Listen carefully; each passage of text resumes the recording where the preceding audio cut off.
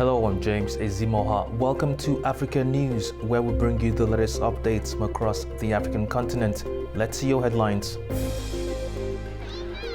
Residents of Marte in northeast Nigeria return home under military protection.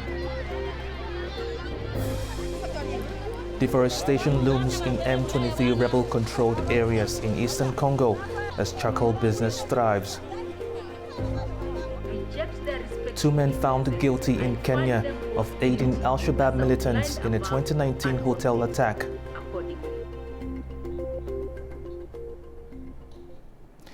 Hundreds of families have returned to Marte in northeast Nigeria days after fleeing a fresh wave of militant attacks. The military is now escorting them back to their homes near the Cameroon border. Survivors say the assault left them no choice but to run for safety. After days of displacement, residents of Marte town in Nigeria's Borno state are returning home under military guard. The move follows a mass exodus after Islamist militants stormed the area on May 19th. Over 20,000 people fled to nearby Dikwa town to escape the violence. Borno state authorities say prolonged stays in refugee camps could make youth more vulnerable to extremist recruitment.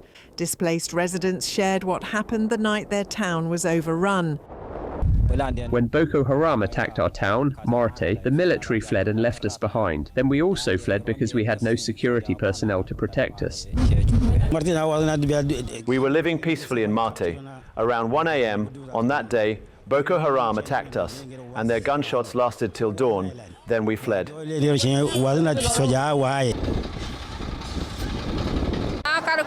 We are thankful to the governor for returning us back.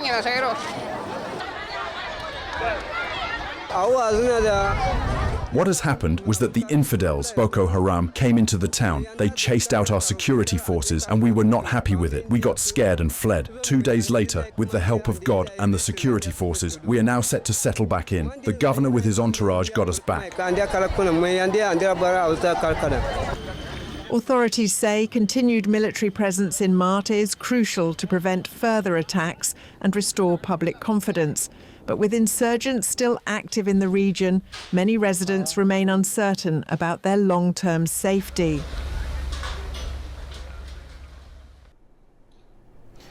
In eastern Congo, the reopening of roads under M23 rebel control has sparked a surge in charcoal production.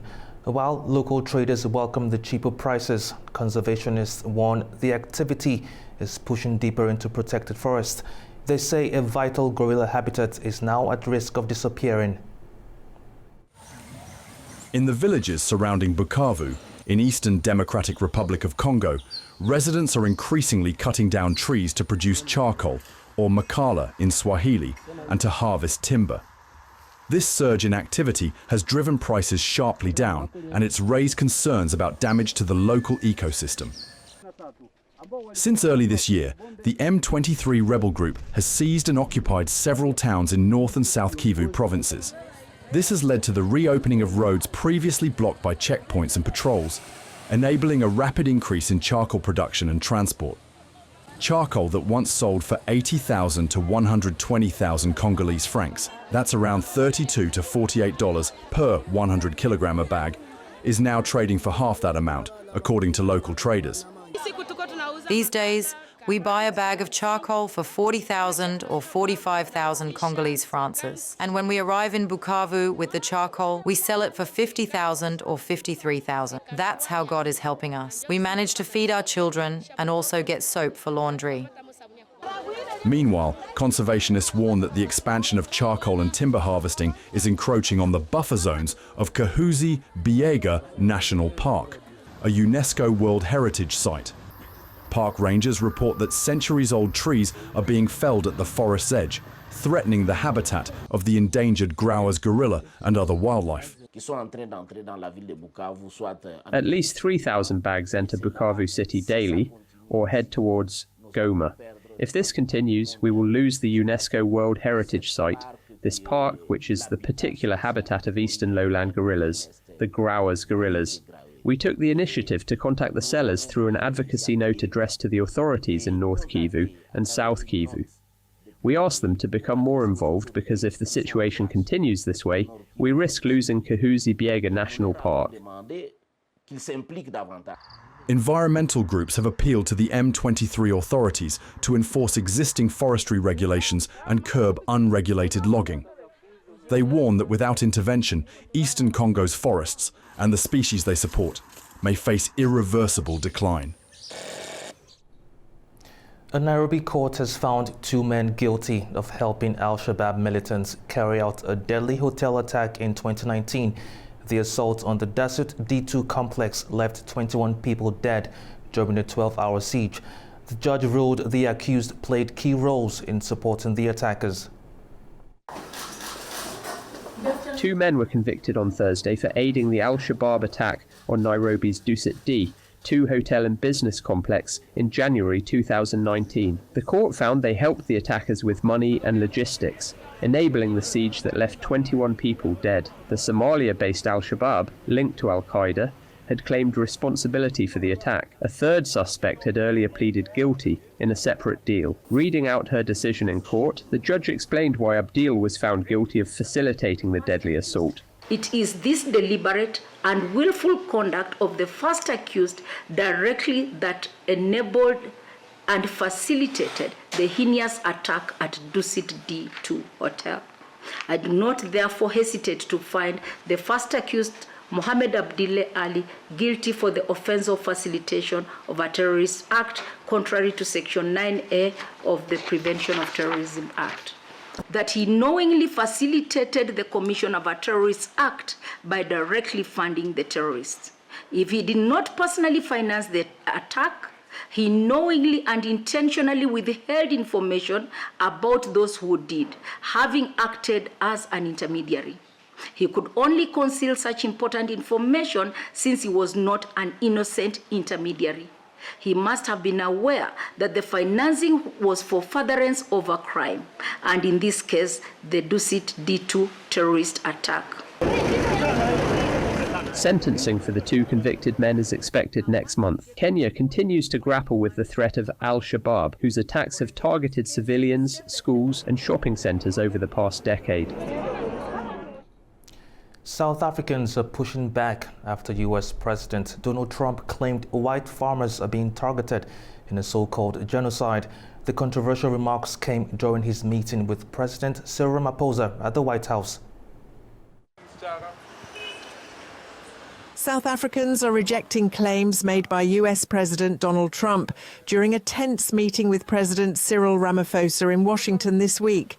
Trump said white farmers in South Africa are being killed in a so-called genocide and played a video showing rows of white crosses and political rallies where people sang a controversial song. But much of what he showed was misleading. The crosses came from a temporary protest in 2020. They weren't graves. And one photo he used was actually taken in the Democratic Republic of Congo. South Africa faces one of the world's highest murder rates, with over 26,000 killings last year. But only 44 of those were people living or working on farms, and not all victims were white. Some locals acknowledge that farm attacks are a real concern, but stress it is not a racial issue. Near the town of Polokwane stands the Witcroos Memorial, meaning White Cross, where nearly 3,000 white crosses have been placed over the years to honour farmers who were reportedly killed in attacks. The memorial commemorates farmers of all races, not just white victims. The country, we really wish for the country to prosper. For black and white, it's not just about the whites and all that for me. But yes, genocide, I don't know. But I do think farm murders, definitely, it happens. I know all countries have their issues, right? But this, to me, is bad.